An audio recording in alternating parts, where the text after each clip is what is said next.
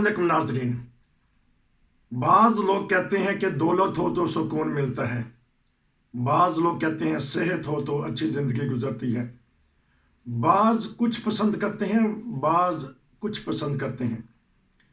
لیکن دولت کی کیا اہمیت ہے؟ ہم نے ابھی انہی سالوں میں 10 15 20 سال میں رائل فیملی جو ہے انگلینڈ میں، جو پوری دنیا میں جنہوں نے حکومت کی ہے، ان کو ٹوٹتے ہوئے دیکھا ہے۔ ان کو پیسے کی کمی نہیں، لیکن سکون اجڑ گیا ان کا۔ لیکن حالیہ واقعہ جو ان کے ایک بیٹے نے، چارلس کے بیٹے نے کتاب لکھ کے، میں اسے کہتا ہوں کہ بم پھوڑ دیا، خود کا حملہ کر دیا اپنے خاندان پہ، حد ہی کر دی۔ جرمنی کے اخبارات یا پوری دنیا کے اخبارات یا شو یا جو بھی ہوتے ہیں، سیاسی حالات کے باوجود بھی ان خبروں کا موضوع بنے ہوئے ہیں۔ یونس بلوچ صاحب ہیں، میں ان سے پتہ کروں گا کہ کیا بات ہو گئی کہ ہیری کو کتاب لکھ کے پھر اس کے اوپر تبصرہ کیوں کرنا پڑ رہا ہے۔ جی السلام علیکم۔ وعلیکم السلام جناب۔ یہ پرنس ہیری جو چارلس جو اب کنگ ہے، کنگ چارلس ہے، اور ان کی ایکس مسز پرنسس ڈیانا کا بیٹا ہے، یہ دوسرا بیٹا ہے ان کا بڑا بھائی ہے ولیم، اور اس کا نام ہے ہیری۔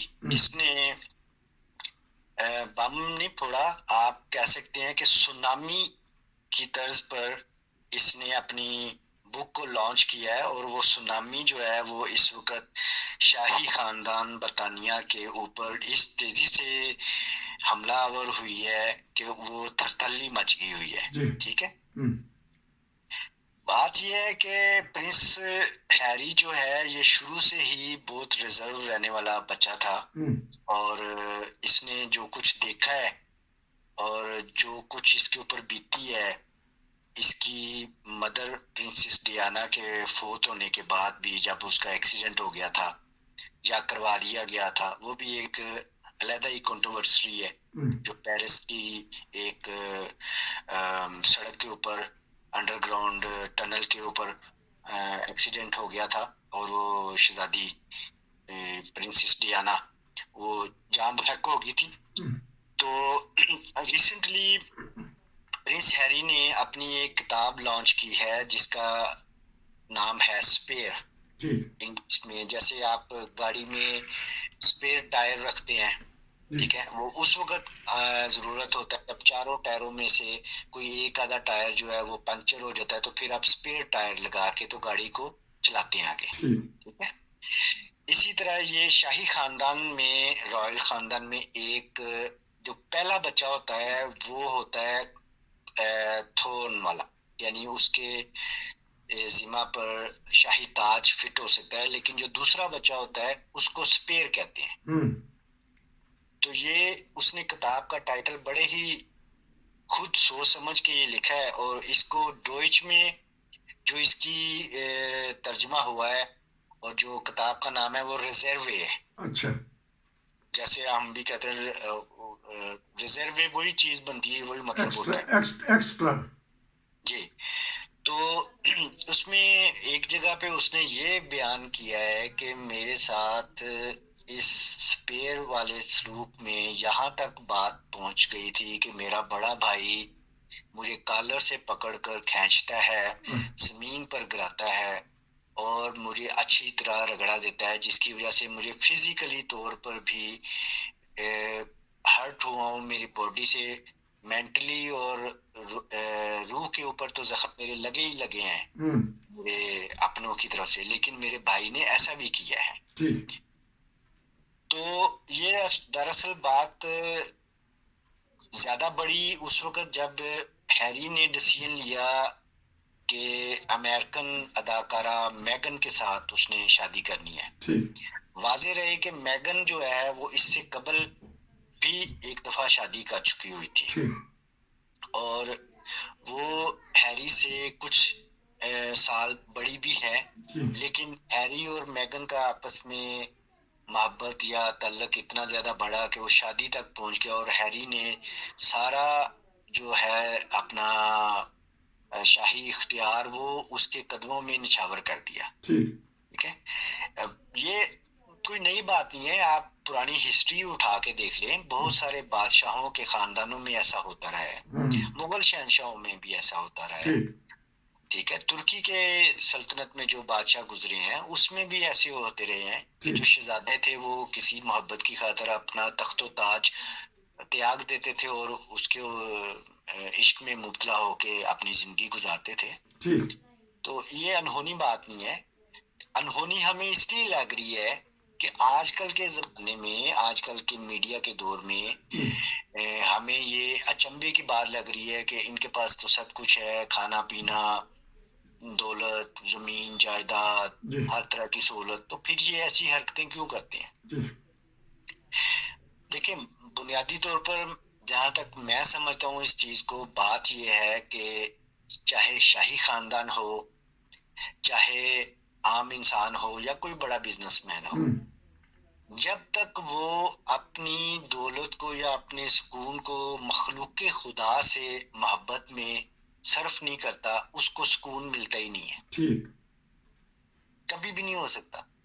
آپ دیکھ لیں، بہت سارے ظالم بادشاہ بھی جو ہیں، کتنے امیر ہوتے رہے ہیں، آخر کو ان کا انجام برا ہی ہوا ہے. لیکن جو عادل بادشاہ رہے ہیں، جو مخلوق خدا کے فائدہ مند بادشاہ رہے ہیں، ان کو رہتی دنیا تک یاد کرتے رہے ہیں. اب اس کا انجام کیا ہوگا؟ انہوں نے کھیل تو شروع کر دیا ہے، آگ لگ چکی ہے. اب یہ بتائیے گا کہ ہیری کے اوپر برا میں کیا ہوگا اب آنے والے دنوں میں؟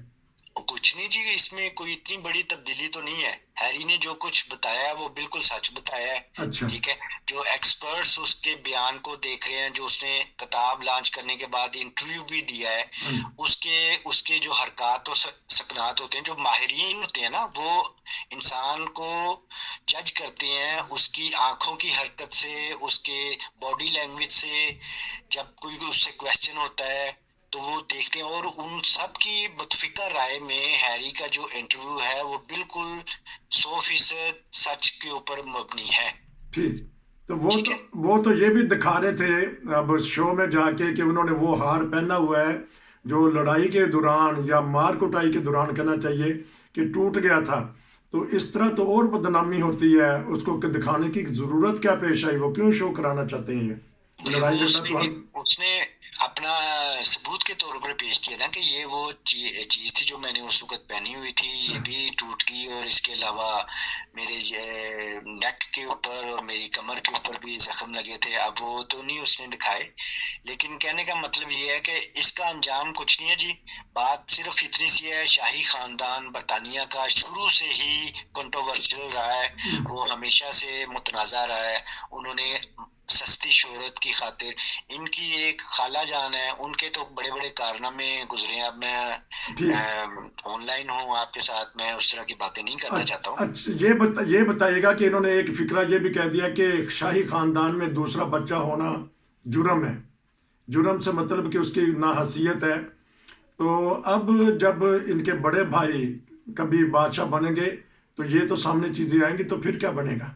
دیکھیں، یہ وہی بنے گا جو مغل شہنشاہ میں اورنگزیب کے بھی بھائی تو بنے تھے نا. اورنگزیب نے اپنے سارے بھائیوں کو مروا دیا تھا. دارا شکوہ کی آنکھوں کو اس نے جو ہے کر دیا تھا. تو یہ شاہی خاندانوں میں یہ سلسلہ چلتا رہتا ہے، صرف ان کے نام چینج ہے. یہ برطانوی شاہی خاندان ہے، وہ مغل، وہ ہمارے ایشین شاہی خاندان تھے. دور کیوں نہ جائیں، ابھی آپ چلے جائیں، آپ شاہی خاندان کی بات کرتے ہیں، پاکستان میں جو آپ کا بھٹو خاندان ہے وہ بھی شاہی خاندان کے برابر ہے. ان کے بچے اور ان کے بیوی اور ان کے جو اولاد ہے، انہوں نے ایک دوسرے کو نہیں مروایا. اچھا، یہ بتائیے گا کہ اب کسی وقت ان کو شرمندگی ہوگی کہ یہ میں نے حرکت کیا کر دی ہے، یا ایک سوچے سمجھے منصوبے کے تحت ہیری کو لانچ کیا گیا ہے؟ کیونکہ بین الاقوامی طاقتیں پیچھے ہوتی ہیں، کہ کسی جگہ روس کا نام آ جاتا ہے، کسی جگہ امریکہ کا نام آ جاتا ہے، کسی جگہ کسی اور تنظیم کا، اسرائیل کا نام آ جاتا ہے. محسوس ہوتا ہے کہ ان کے پیچھے کچھ ہے.